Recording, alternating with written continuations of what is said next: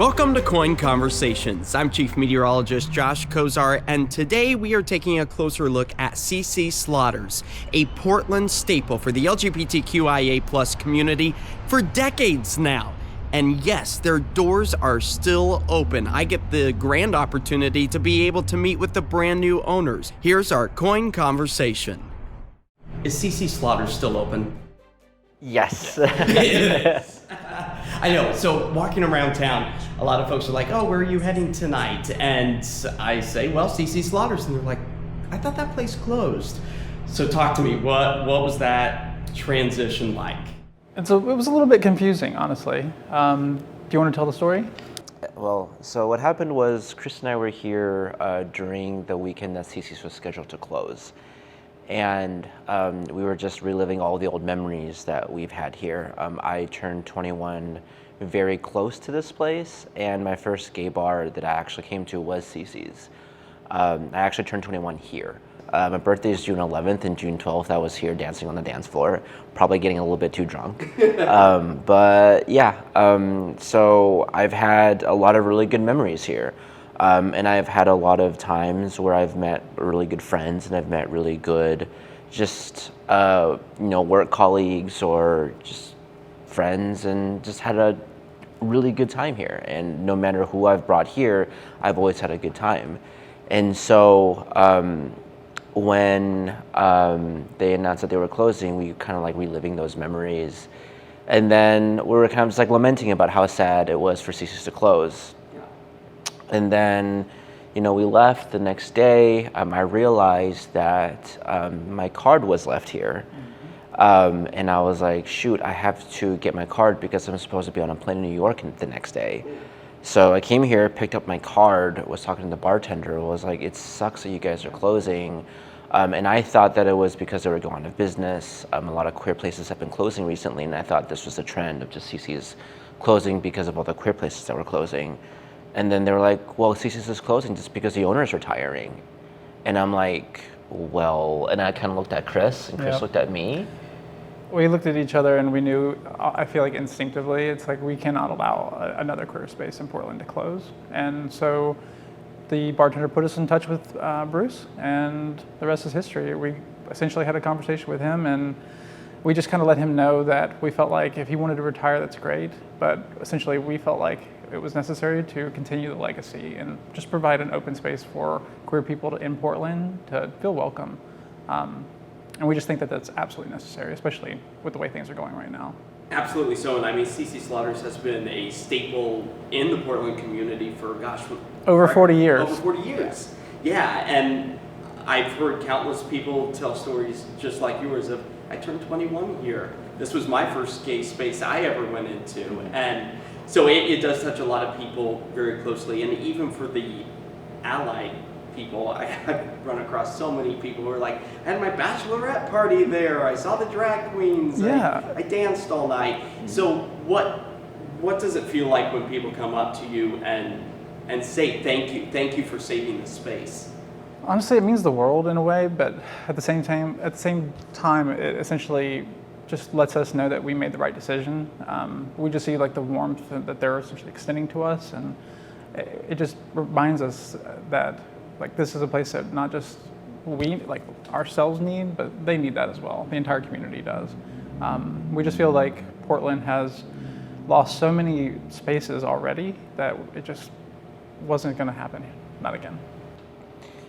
And also, if I can just say something, I don't think we want to be seen as the people that came together to save CC's. I want this to be seen as the Portland community coming together to save this space, because we would not have done this without the good times by the Portland queer community here. Mm-hmm. We would not have done it without the support of everyone else around us to do this. So while we did take over as owners, this space here is for the queer community. It's for every single person that's going through a tough time. Straight, gay, bi, transgender, it doesn't matter. If you're here to have a laugh, if you're here to have a good time, if you just want a fun Friday night to go out, this space is for you. Mm-hmm. And that's what we're here for, basically. Yeah. And you guys are just the kind of the avenue to keep the doors open. Exactly. But it takes the entire community to still come in here, keep the cash flowing, so everyone can, years down the road, still be able to participate in the fun times that we've all been able to share. Exactly, yeah. And I guess with change also comes some growing pains. What has it been personally for you guys to step into the night bar life scene? Has it been something that's completely out of your element? Did you have experience before? Tell me about that. I can't say that we had experience owning a bar or a nightclub, but we've had experience just working with people and just like that community engagement, from social work to volunteer work to essentially tech work. We just have a very diverse background, and we just felt like our community also has a diverse background, and that together we can make this place really something unique. It's already essentially something by itself, like CC's the name, essentially it's something by itself, but together essentially, I feel like we can just make it even better, honestly.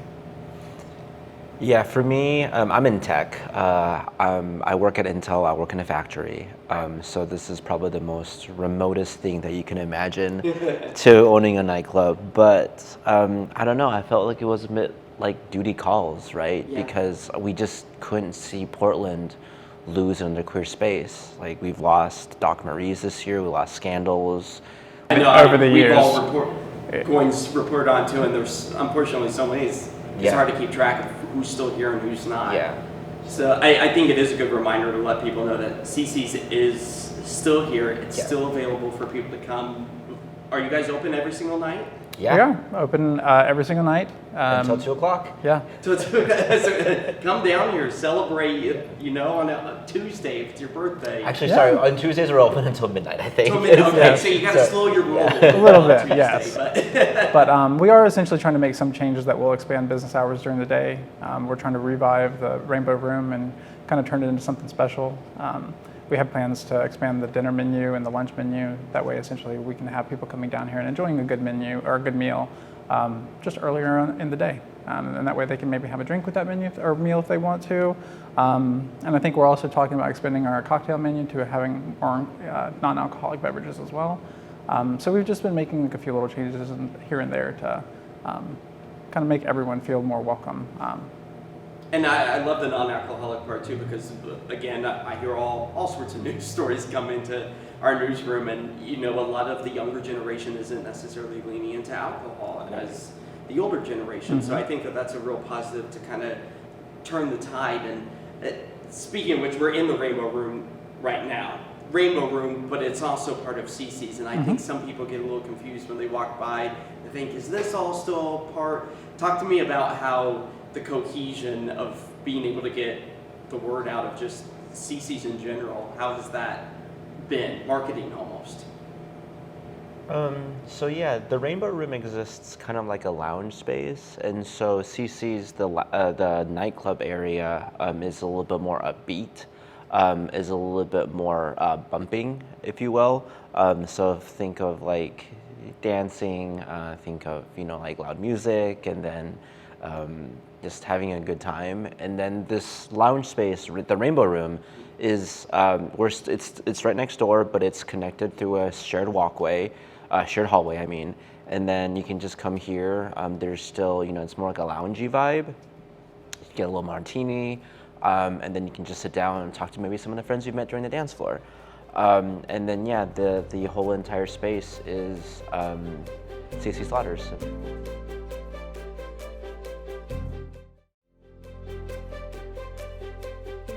What would the ideal outcome of CC's be maybe a year from now? Talk to me about what you guys envision next. I think the easiest way to explain this is a year from now, I want the people who come through our door to feel safe. I want them to feel included, just welcomed, essentially. The way that our community should embrace everybody. We're such a diverse community, and I think that diversity makes us so strong. And so a year from now, I hope that the people who walk through our door feel just 10 times stronger the moment they walk out, knowing that there's a huge community within this store and outside in Portland that's there to support them in their time of need if they need it. And it almost turns more of a community into a chosen family. That's right. Exactly. So many people, I've seen the connections, I've made the connections of people I see ritualistically here. Right, and exactly. It does, it becomes something really special to the community. And like I just wanted to say that, you know, like in the times right now when there's rampant transphobia, when minority rights are being taken away, we have People are scared. People are just scared, and the ideal scene is for CC's just to be here for people that just want a reprieve from that, you know, just want to come meet a stranger, share in a laugh, share a beverage, share a dance, and come leaving feeling okay for a second that the world isn't going to maybe fall apart. Just, you know, have that hope for tomorrow. Because it really is about the resiliency. You know, if we come together, we can be more resilient than we are ever alone. And I just think that that's one of the things that CC's has been notorious for, just being resilient. You know, just proving it's like we're not going away.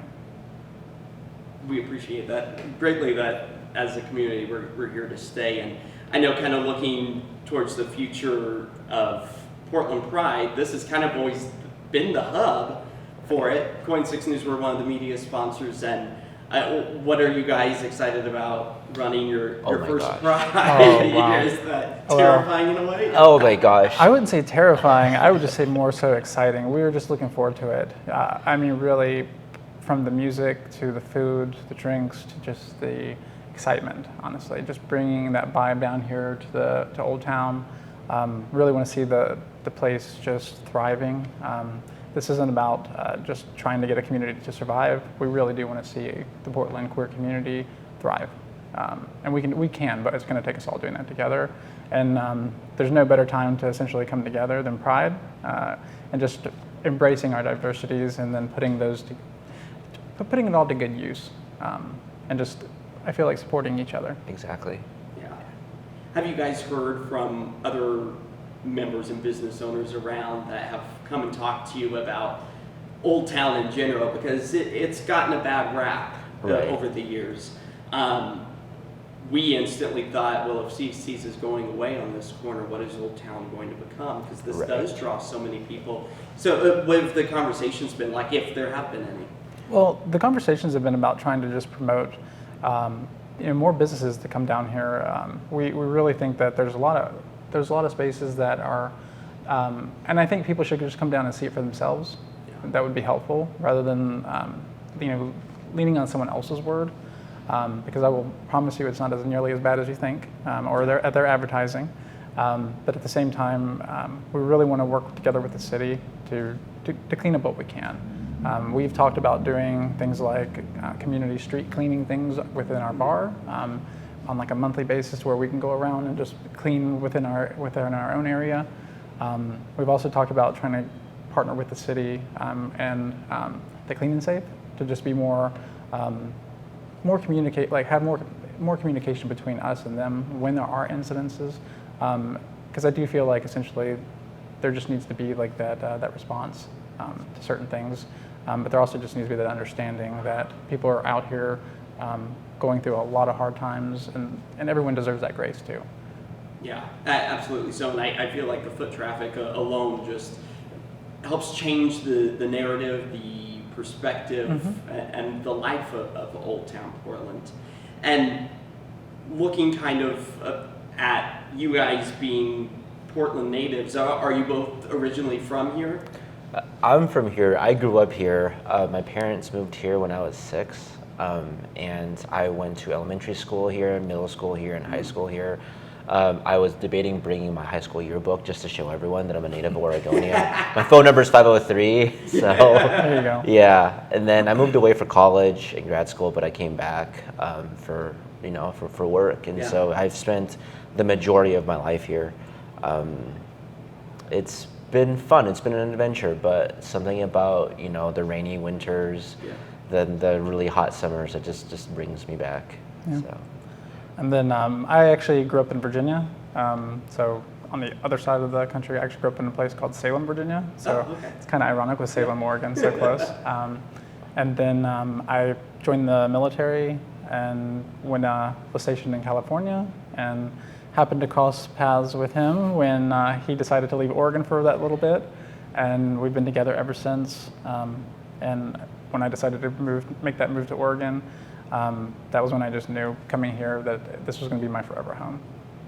That is amazing. And then now building upon that and building your guys' community, I also find it real warming too. I feel like Portland has this sense of people want to take care of our people, and being now the owners of CC's, they know that when they're bringing their hard-earned money in here to have a good time, they're getting not only that fun time, but then they're keeping their money here as well. I don't think that's necessarily the case for every business, but that's something that I think Portlanders, it pulls on their heartstrings. What does that mean to you to know that it is staying in the community? I mean, it means the world to us because we both shop local as well. Like, we try to support small business, especially here in the Portland community. We think that is a huge factor.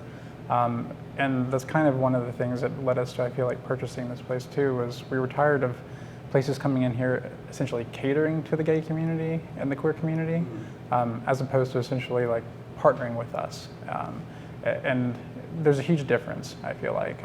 And we want to be able to show people essentially that we care. And the other thing is, I think that it's important that the money spent here doesn't necessarily just go into our pockets. Like, we are essentially reinvesting this back into CC's. Yeah. We're not taking any sort of salary or any sort of financial compensation from it. We're essentially putting bonuses back into our employees' pockets. We're reinvesting back into the community to essentially try to do exactly what we said: revive the community, not just so it's surviving, but so it's thriving. Yeah, just to expound on that a little bit, we aren't taking a salary the first year at all. So we've came in, we gave a lot of the staff raises. I think we're going to be the only bar in Portland that does bonuses. So if the business turns a profit this quarter, we're going to give the staff most of it's going to go back to the staff, because these are tough times. Inflation is high, joblessness is high, and so groceries are high. Like, the prices are high. So the staff needs more money. We both have jobs outside of this, and so we're okay, but the staff need it more. So the first year, we're not going to take a salary. That's going to go back to our staff. We also want to partner with a lot of the local queer sports teams and do a sponsorship with them. So, like, who is it? The Gay Kickball League, we're hoping to sponsor them to come spring. I know Operation Alpine, hopefully we can sponsor them and just work out some kind of partnership with them. So that's snow sports. And yeah, so if, this is, again, like, it would be wrong of me to say CC supports the community in words, but we're actually doing it financially.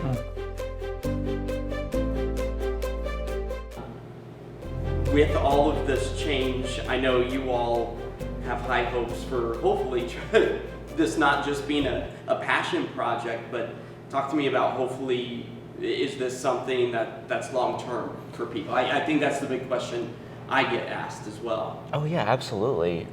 So hopefully, work is stressful, and this isn't stressful, which actually really makes me enjoy coming here after work. And so hopefully, long-term plans, I can retire, and we can retire early and then run this.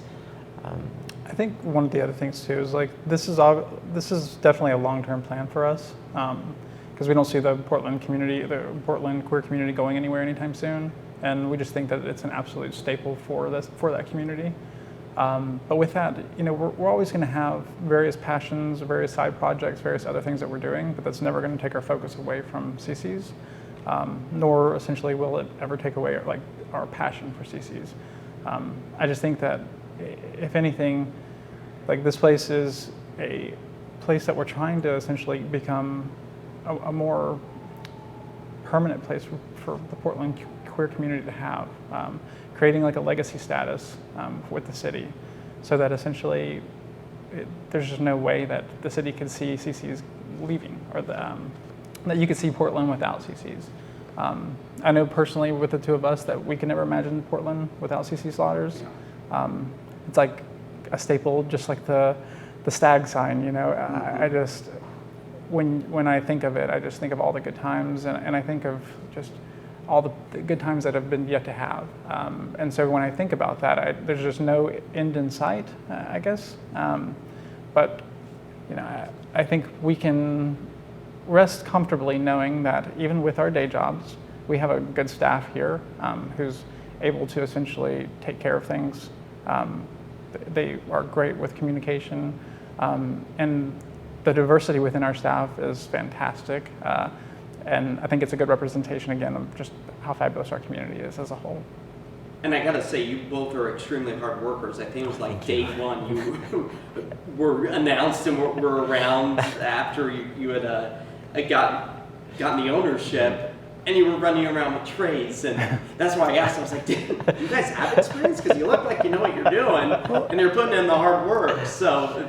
I mean, I appreciate that. Thank you, appreciate that. Yeah, it shows because, you know, like I would never expect my staff to do anything that I wouldn't do myself, whether or not it's, you know, like cleaning drink trays or having to deal with someone who threw up in the bathroom. Yeah. Like we've done all of it, and it's part of the experience. And even cleaning up vomit sucks, but I'm doing it with a smile on my face, knowing that I'm helping contribute back to the community. I'm helping keep this space open. And clean. And clean. And someone will have a little bit of a memory of it. Absolutely. Yeah. Maybe not the leader out, but the way you two have stepped up, and I know you were saying it's the community, but the community does appreciate that these doors are still open. They're still coming in. What would be something you would like to say to folks to have them come back and visit? I would say come down for a drink and talk to your local bartender, because you'll build a friendship, you'll build a lasting relationship with them, and you'll never know who essentially you'll meet down here. You never know where that relationship will take you. And truly, I feel like coming down here, with as many of the diverse programming that we have lined up in the future, I think that essentially there will be a day where you'll come down here, you'll see that this day was meant for you, and it'll click. You know, you'll feel that sense of belonging, and then you'll never leave. You'll be just like us. Coming back to that every week. Just come and have a drink with us. If you see me, come say hi. I'd love to always chat with you. And yeah, just thanks for coming. If that's not enough, folks, come to CC Slaughters. It's fun. I have a great time. So thank you, John, Cool. Chris. Awesome. Really Thank you so appreciate much. both of you. And I'll be seeing you at CC's, and I'm sure everyone else will be as well. Thank you so much. Thank you so much, Josh. I appreciate you. And that's our KOIN Conversation. I hope you had just as much fun listening to the owners of CC Slaughters in Old Town Portland as I did, and hope you are able to come down and celebrate any events you might have upcoming, or just to be part of the LGBTQIA+ community and their allies for years to come.